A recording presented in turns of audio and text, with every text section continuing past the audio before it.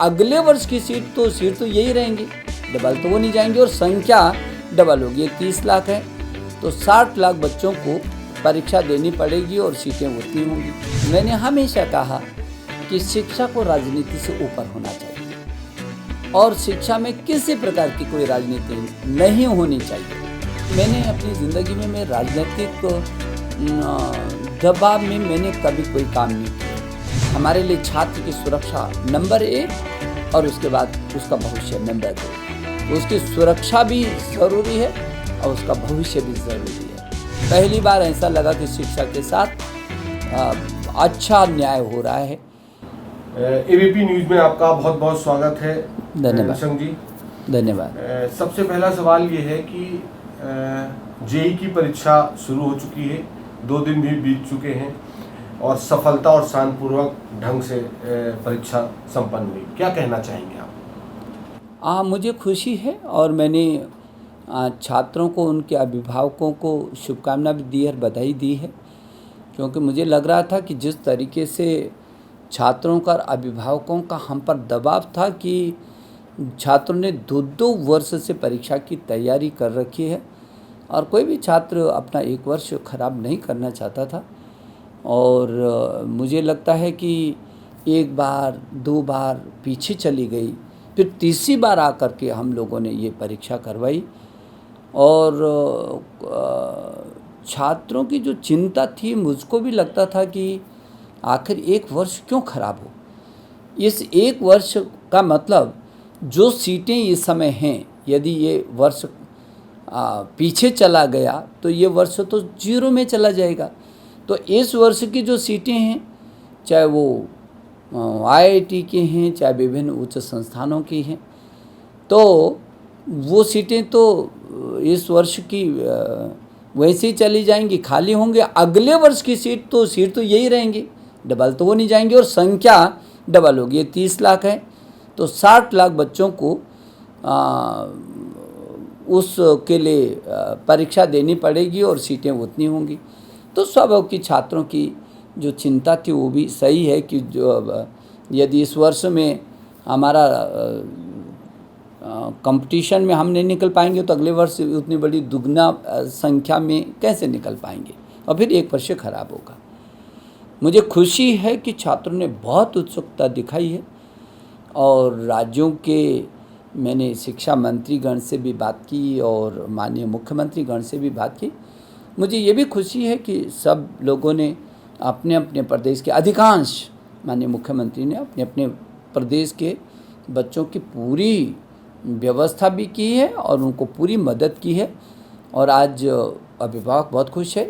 छात्र को पहले डर लगता था, आपने देखा होगा कि आज ये 30वां दिन हो गया और जो छात्र पहले डर रहे थे, जब वो परीक्षा कक्ष से बाहर निकले तो उन्होंने बहुत खुशी जाहिर की कि जो पहले हम डर रहे थे, यहाँ आकर के हमको लगा कि नहीं, बहुत सुरक्षित और व्यवस्थित है और छात्र बहुत अच्छे तरीके से परीक्षा दे रहे हैं। मुझे इस बात की खुशी है, संतोष भी है और अभिभावक भी बहुत खुश हैं।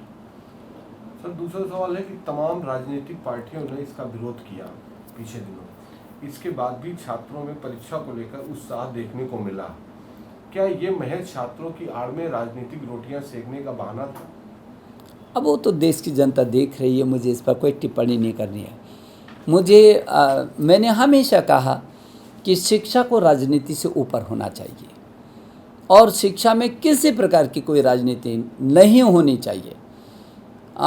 शिक्षा की गुणवत्ता, शिक्षा कैसे करके हमारा अंतर्राष्ट्रीय फलक पर उभर करके आ सकती है। हमारा देश तो वैसे भी विश्वगुरु रहा है और इसलिए इसने हर क्षेत्र में, ज्ञान विज्ञान अनुसंधान के क्षेत्र में पूरी दुनिया में लीडरशिप दी है। तो फिर शिक्षा के साथ इस तरीके से नहीं हो सकता कि जब चाहे लोग उसमें राजनीति करना शुरू कर दें। और मैंने बहुत विनती की लोगों से और मुझे इस बात की खुशी है कि नहीं, लोगों ने मेरी विनती को स्वीकार किया और मुझे भविष्य में भी भरोसा है कि लोग शिक्षा के साथ राजनीति नहीं करेंगे। और उन्होंने देखा कि छात्र किस तरीके से 24 घंटे के अंदर 5 लाख छात्रों ने पहले ही 24 घंटे में जिस तरीके से अपने एडमिट कार्ड को जो है डाउनलोड किया और आज 80-85% से भी कई जगह कहीं तो और आगे उपस्थिति है। तो इसका मतलब ये है कि छात्र हर हाल में चाहता था क्योंकि अपने भविष्य के प्रति चिंतित है। और मैंने सबसे ये अपील भी की कि प्लीज़ बच्चों के भविष्य के साथ कोई ऐसा नहीं होना चाहिए। उनका एक वर्ष भी बहुत महत्वपूर्ण है। हम लोग कोशिश करें और फिर आपको तो मालूम है कि सुप्रीम कोर्ट ने भी, जब कुछ लोग इस बात को लेकर के सुप्रीम कोर्ट में गए थे, तो माननीय सर्वोच्च न्यायालय ने जो रिट याचिका थी और उसके बारे में बहुत ही स्पष्ट कहा था कि हम पाते हैं कि नीट यूजी 2020 के साथ साथ जेईई मेन अप्रैल 2020 से संबंधित प्रश्न में परीक्षा को स्थगित करने के लिए की गई प्रार्थना में कोई औचित्य नहीं है। सुप्रीम कोर्ट ने टोटली खारिज कर दिया था। और इतना ही नहीं, आगे भी जो माननीय सुप्रीम कोर्ट की मंशा है वो समझने की ज़रूरत है कि आखिरकार जीवन जीना है और छात्रों के करियर को लंबे समय तक संकट में नहीं डाला जा सकता। हम लोगों ने पहली क्या तारीख थी, 5 अप्रैल से 11 अप्रैल होना था, फिर अप्रैल के बाद उसको मई, जून और जुलाई तक कर दिया। 18 से 23 जुलाई को होना था, फिर दोबारा, और फिर तब भी संभव नहीं हुआ तो फिर पीछे करके अब 1 सितंबर से 6 सितंबर तक जेईई की परीक्षा हम करवा रहे हैं। तो स्वाभाविक है कि सुप्रीम कोर्ट ने ये कहा कि संकट में नहीं डाला जा सकता और एक पूर्ण शैक्षणिक वर्ष बर्बाद नहीं किया जा सकता। तो हम अपने बच्चे का वर्ष क्यों बर्बाद करते? और इसलिए मुझे खुशी है कि सरकार ने इस पे स्टैंड लिया और छात्रों ने उसको हाथों हाथ लिया। और मुझे इस बात की खुशी है कि छात्र अपने भविष्य के प्रति बहुत चिंतित हैं। मेरी शुभकामना उन सभी छात्रों को, निश्चित उनको सफलता मिलेगी। तीसरा सवाल है सर कि राज्य सरकारों से आप और विभाग के अधिकारी लगातार संपर्क में थे, इसके बाद भी विरोध किया जा रहा था। कभी आपके मन में ऐसा ख्याल आया कि एक बार फिर चलिए परीक्षा टाल दें या आगे बढ़ा दें? नहीं, मैंने अपनी ज़िंदगी में मैं राजनीतिक दबाव में मैंने कभी कोई काम नहीं किए। मैं उत्तर प्रदेश में 2 बार कैबिनेट मंत्री रहा, मैं मुख्यमंत्री भी रहा और हमारे यशस्वी प्रधानमंत्री नरेंद्र मोदी जी ने ये जिम्मेदारी मुझे दी है।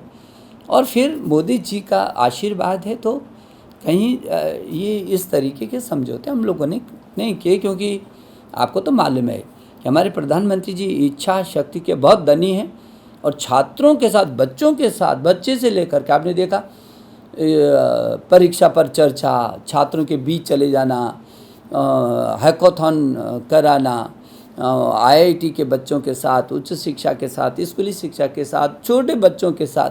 हमारे देश के प्रधानमंत्री शायद दुनिया में अपने ढंग के होंगे जो शिक्षा में बच्चों तक को नीचे, और उनको नई शिक्षा नीति जब हम अभी लाए तो शिक्षा नीति, राष्ट्रीय शिक्षा नीति 2020 में एक एक चीज़ पर प्रधानमंत्री जी बच्चे किस तरीके से सीखेगा, किस तरीके से आगे बढ़ेगा, वहाँ से लेकर के और शोध और अनुसंधान और अंतर्राष्ट्रीय फलक पर हम कैसे शिखर पर पहुँचेंगे, ये है उनका मन।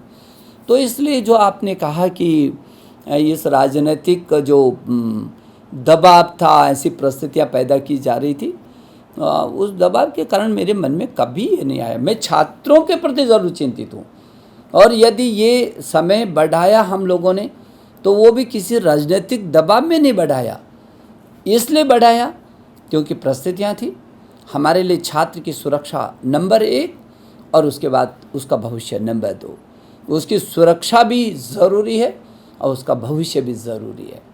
और इसलिए मेरे मन में एक बार भी नहीं आया जब मुझे लगा, मेरे पास लगातार मेल आ रहे थे उन बच्चों के जो अपने करियर के प्रति बहुत चिंतित थे, उनके अभिभावकों के। अभिभावक कहते थे कितना पढ़ेगा ये, 2 साल से 1 साल से तैयारी कर रहा है, तो आप इसके साथ न्याय करिए, जल्दी परीक्षा करवाइए। तो स्वाभाविक है मैं उनकी चिंता भी समझ सकता था, और उसकी जो तैयारी है और फिर उसका भविष्य है, 1 वर्ष भी क्यों खराब हो। और इसलिए मेरे मन में कभी नहीं आया। मुझे इस बात की खुशी है कि इस निर्णय के साथ आज पूरा देश खड़ा है और जिन लोगों ने थोड़ा सा ये किया भी, वो भी सब साथ खड़े हैं, ऐसा नहीं है। और राज्यों को भी मैं देख रहा हूँ, सभी राज्यों ने बहुत अच्छा हमारे बच्चों को सहयोग दिया। अपने बच्चे तो उसी राज्य के हैं, उसी राज्य के बच्चों को उभर करके आना है, तो कौन राज्य चाहेगा ऐसा कि उसके बच्चे उभर करके ना आएँ, परीक्षा ठीक से ना दे पाएँ? कोई राज्य नहीं चाहेगा ऐसा। सर, इस पूरे प्रकरण में आपके शीर्ष नेतृत्व का कैसा सहयोग मिला? जैसा कि मूल मंत्र दिया गया था एनडीए की तरफ से, शिक्षा के साथ सुरक्षा, जैसे शीर्ष नेतृत्व के साथ आपका कैसा सामंजस्य रहा? देखिए, शीर्ष नेतृत्व तो दो प्रकार का है। एक तो विभाग का शीर्ष नेतृत्व होता है, जिसमें हमारे सचिव है, हमारे डायरेक्टर हैं, डीजी हैं, प्रिंसिपल हैं, हमारे चाहे सीबीएसई है, चाहे वो एनसीईआरटी है, चाहे यूजीसी है, चाहे ईआईसीटी है, चाहे एनआईओएस है, तमाम ये संस्थाएं हमारी हैं, जो बहुत शीर्ष संस्थाएं हैं। और उसका जो शीर्ष नेतृत्व है वो रात दिन जुटा है। आप समझ सकते हैं कि नेशनल टेस्टिंग एजेंसी ने जो ये परीक्षा करवा रही है, उसने रात और दिन खप करके किया। उससे पहले जब बच्चे बाहर नहीं निकल पा रहे थे, तो उन्होंने एक ऐसा ऐप निकाला, नेशनल टेस्टिंग अभ्यास ऐप, जिसमें कोचिंग क्लास ही उसके हाथ में थमा दी, और हर दिन एक एक दो दो पेपर कराए। वो स्वयं उस पेपर देता था और स्वयं परीक्षा लेता था, और 20 लाख से भी अधिक बच्चों ने उसको डाउनलोड किया था, बार बार परीक्षा ली थी अपनी। तो मैं ये समझता हूँ कि जहाँ तक मेरे शिक्षा विभाग का है, उसका संपूर्ण हमारे यहाँ टीम भावना से काम हो रहा है। इस समय मिशन मोड में काम करते हैं। हमारा पूरा शिक्षा विभाग पूरे मिशन मोड में काम करता है। और जहाँ तक आपने कहा कि नेतृत्व, एक तो नेतृत्व स्कूल, ये जो शिक्षा विभाग का है, जो विभिन्न ब्यूरोज़ के प्रमुख हैं, और दूसरा जो आपने कहा कि शीर्ष नेतृत्व माने हमारे प्रधानमंत्री जी हैं। और इधर यदि पार्टी को लेकर के करते हैं तो पार्टी के राष्ट्रीय अध्यक्ष हैं। तो मैं समझता हूँ कि जहाँ हमारे प्रधानमंत्री जी का पूरा आशीर्वाद हमारे साथ रहा, पूरी ताकत के साथ छात्रों के साथ वो चट्टान की तरह खड़े रहे हैं, वहाँ पार्टी ने भी हमको सहयोग किया है। पार्टी ने भी कहा है कि क्योंकि बच्चों के भविष्य का सवाल है, और पार्टी भी चाहेगी कि नहीं, बच्चों के साथ किसी प्रकार की कोई राजनीति न हो, इनके भविष्य को बहुत संजोना है, संवारना है, उनको आगे बढ़ाना है। और इसलिए पार्टी भी छात्रों के हित में साथ में हमेशा खड़ी रही है। तो मेरा सौभाग्य है कि मुझे शीर्ष नेतृत्व का हमेशा ही सहयोग और मार्गदर्शन मिलता रहा है। सर, आखिरी सवाल है कि छात्रों की सुरक्षा के लिए क्या क्या मापदंड अपनाए जा रहे हैं? एसओपी बनी है, तो एसओपी में क्या क्या है? आपने तो देखा है कि आप जब परीक्षा उससे बच्चे आ रहे हैं तो कितने खुश हैं। और आपने पूरे देश के अंदर देखा कि उन्होंने कहा कि हम जो है, हमको ये कल्पना भी नहीं थी।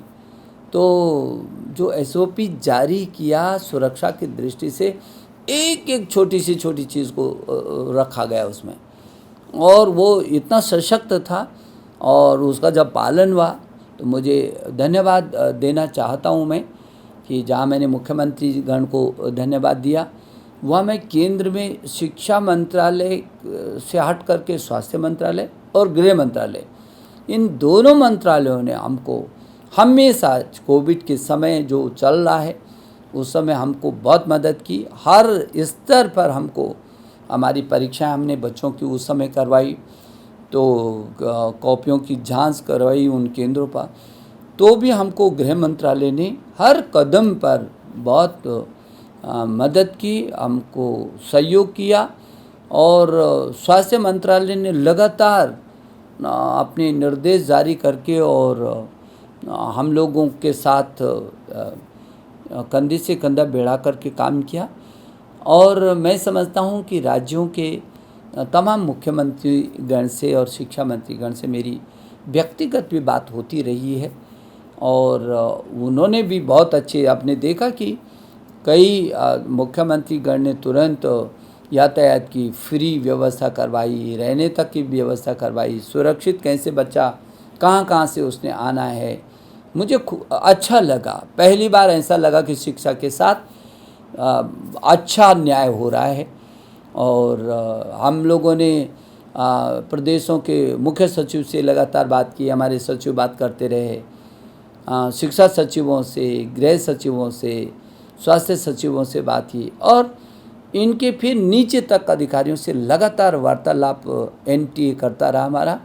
और एनटीए के जो डीजी हैं वो लगातार रात और दिन बच्चों के पीछे किस तरीके से चट्टान की तरह एक संस्था खड़ी रह सकती है, ये उसका एक अच्छा उदाहरण है। और इसलिए जिलों के जिलाधिकारी और पुलिस अधिकारी, ये इन लोगों का भी इसमें निश्चित रूप में सहयोग मिल रहा है और आगे भी मिलेगा, मुझे ऐसा भरोसा है। कुल मिलाकर के देखेंगे तो जेईई की परीक्षा सफलतम हो रही है। जेईई की परीक्षाओं के लिए पूरा छात्र विभाग पूरी चट्टान की तरह विभाग के साथ खड़े हैं और पूरा देश अपने इन भावी जो मेरे कर्णधार हैं, जो कल आईआईटी में भी जाएंगे, इंजीनियरिंग कॉलेज में जाएंगे, जो कल डॉक्टर बनेंगे और विभिन्न ऐसी शीर्षस्थ सेवाओं में जो जाएंगे, उनकी ये परीक्षा है और हम उनको बहुत सारी शुभकामनाएं दे रहे हैं। एबीपी न्यूज़ आपको रखे आगे।